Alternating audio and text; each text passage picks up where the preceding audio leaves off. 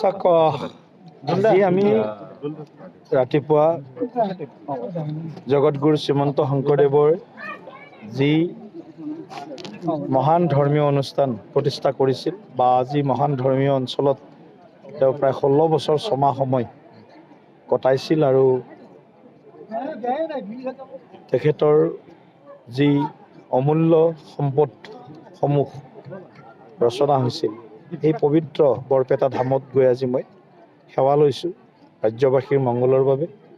আৰু আমাক দলে যিটো দায়িত্ব দিছে সেই দায়িত্বৰ আৰু কাৰ্যকালটো যাতে সফল হয় তাৰ বাবে আজি তাৰ সেই পবিত্ৰ মই বৰপেটা সত্ৰত গৈ উপস্থিত হৈছিলোঁ আৰু তাৰ পৰা কেইবাটাও দলীয় কাৰ্যসূচীৰে মই আহি আজি আখৰা পবিত্ৰ শ্ৰী শ্ৰী হৰি মন্দিৰত যি ৩০তম পূব নামবৰ ভাগ সভা মহোৎসৱ তাত মই উপস্থিত হৈছোঁ আৰু এই অনুষ্ঠানতো ৰাইজৰ মাজত অলপ মত বিনিময় কৰিছোঁ আৰু এই মাঘ মাহ আমাৰ সনাতনী যি আমাৰ সংস্কাৰ সনাতনী যি পৰম্পৰা আমাৰ যি সভ্যতা এই গোটেইবিলাক সামৰি এই মাহটোত বিভিন্ন অঞ্চলত এনেধৰণে সভা মহোৎসৱ মাঘী পূৰ্ণিমা ইত্যাদি অনুষ্ঠানৰ আয়োজন হয় আৰু এয়া সম্পূৰ্ণ এক আধ্যাত্মিক পৰম্পৰাগত আৰু ধাৰ্মিক উৎসৱ গতিকে মই এই সময়ত শ্ৰী শ্ৰী বিষ্ণুৰ শ্ৰীচৰণত যিহেতু শ্ৰী শ্ৰী বিষ্ণু মন্দিৰ প্ৰাংগণত মই কথা পাতি আছোঁ সকলোৰে মংগলৰ বাবে মই আকৌ এবাৰ সেৱা ভক্তি ভৰা মই প্ৰাৰ্থনা জনাইছোঁ আপোনালোকে কোৱাৰ নিচিনাকৈ এটা প্ৰত্যাহ্বানমূলক দায়িত্ব আৰু ভাৰতীয় জনতা পাৰ্টি ইমান ডাঙৰ এটা পৰিয়াল বিশাল এটা পৰিয়াল আৰু লগত আমাৰ মিত্ৰজোঁট আছে NDA হিচাপে আমি আমাৰ যি বিজয়ৰ ধাৰা বিগত সময়সমূহত প্ৰতিটো নিৰ্বাচনত পঞ্চায়তৰ পৰা পাৰ্লিয়ামেণ্টলৈকে এই ধাৰাটোক আমি অক্ষুণ্ণ ৰাখিব লাগিব আৰু এই ধাৰাটো অক্ষুণ্ণ ৰাখিব লগা হ'লে আমাৰ চৰকাৰখনৰ যিমান ভাল কাম সেই ভাল কামসমূহ আমি দলৰ কাৰ্যকৰ্তাৰ জৰিয়তে ৰাইজৰ মাজলৈ লৈ যাব লাগিব আৰু মোৰ বিশ্বাস বিগত সময়ত মুখ্যমন্ত্ৰী ডক্টৰ হিমন্ত বিশ্ব শৰ্মা ডাঙৰীয়াৰ নেতৃত্বত ৰাজ্যখনৰ যি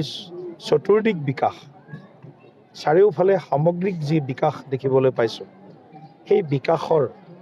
ধাৰাটোক অসমবাসীয়ে নিশ্চয় আৰু অধিক সমৰ্থনেৰে এই ধাৰাটোক শক্তিশালী কৰিব আৰু পঞ্চায়ত নিৰ্বাচনতো আমি আশানুৰূপ আৰু পূৰ্বতকৈ ভাল ফলাফল পাবলৈ আমি সক্ষম হ'ম একেদৰে বিটিআৰ নিৰ্বাচন আছে একেদৰে কেইবাখনো উন্নয়ন পৰিষদৰ নিৰ্বাচন আছে আৰু তাৰ পিছতে 2026 ফেব্ৰুৱাৰী মাৰ্চ মাহত আমাৰ বিধানসভা নিৰ্বাচন আছে গতিকে আটাইকেইটা নিৰ্বাচনৰ বাবে আমি প্ৰস্তুতি ইতিমধ্যেই আৰম্ভ কৰিছোঁ আৰু আমি 24 ঘণ্টাই সক্ৰিয় এটা জীৱন্ত ৰাজনৈতিক দল ভাৰতীয় জনতা পাৰ্টি আমাৰ কাৰণে ছিজন নাই অফ ছিজনো নাই আমি সদায় সক্ৰিয় গতিকে আমি সদায় কাম কৰি থাকোঁ ৰাইজৰ মাজত থাকোঁ গতিকে ৰাইজও আমাৰ লগত থাকে গতিকে ৰাইজ যিহেতু গণতন্ত্ৰত ৰজা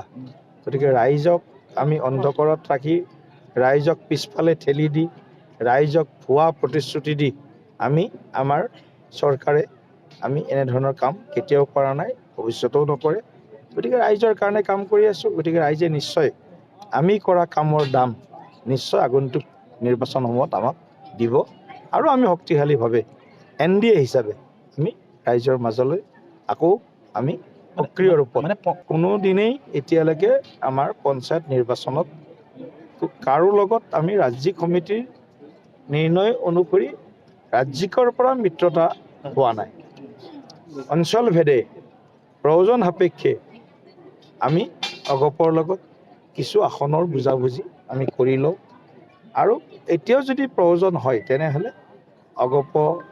বা অন্য যি সৰু সুৰা ৰাজনৈতিক দল আছে তেওঁলোকৰ লগতো আমি আলোচনা কৰি আছোঁ আৰু নিশ্চিতভাৱে দলে এই বিষয়টো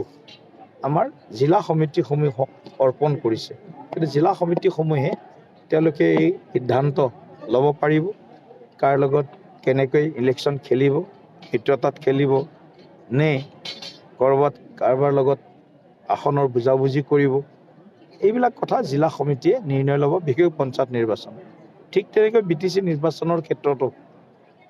UPPL লগত আমাৰ মিত্ৰতা আছে। গতিকে এই UPPL দলটোৰ লগত অনাগত দিনত 25ৰ শেষৰ ফালে ছেপ্টেম্বৰ অক্টোবৰ মাহত নিৰ্বাচন হোৱাৰ সম্ভাৱনা আছে। গতিকে সেই নিৰ্বাচনৰ কাৰণেও আমি আমাৰ দুয়োটা দলে পৰৱৰ্তী সময়ত আমি একেলগে বহি আলোচনা কৰিম, কেনেদৰে নিৰ্বাচনটোত অৱতীৰ্ণ হ'ম। গোটেই কথাখিনি কিছুদিন পিছত পৰিষ্কাৰ হ'ব। পঞ্চায়ত নিৰ্বাচনৰ যি বিষয় থাকিব, মিত্ৰতাৰ দিশ যিটো থাকিব, ৰাজ্যিকৰ পৰা নহয়, সেইটো ৰাজ্যিকৰ পৰা এইটো অধিকাৰ জিলাসমূহক দিয়া হৈছে। জিলাসমূহে অগপ বা সৰু সৰু ৰাজনৈতিক দলৰ নেতৃত্বৰ লগত জিলা সমিতিৰ লগত আলোচনা কৰিব। আৰু নিৰ্বাচন বুলি ক'লে আমাৰ মূল যিটো কথা সেইটো হ'ল নিৰ্বাচন জিকা। নিৰ্বাচন জিকিব পৰা উইনিং পচিবিলিটি থকা প্ৰাৰ্থীকে আমি NDA অগ্ৰাধিকাৰ দিম।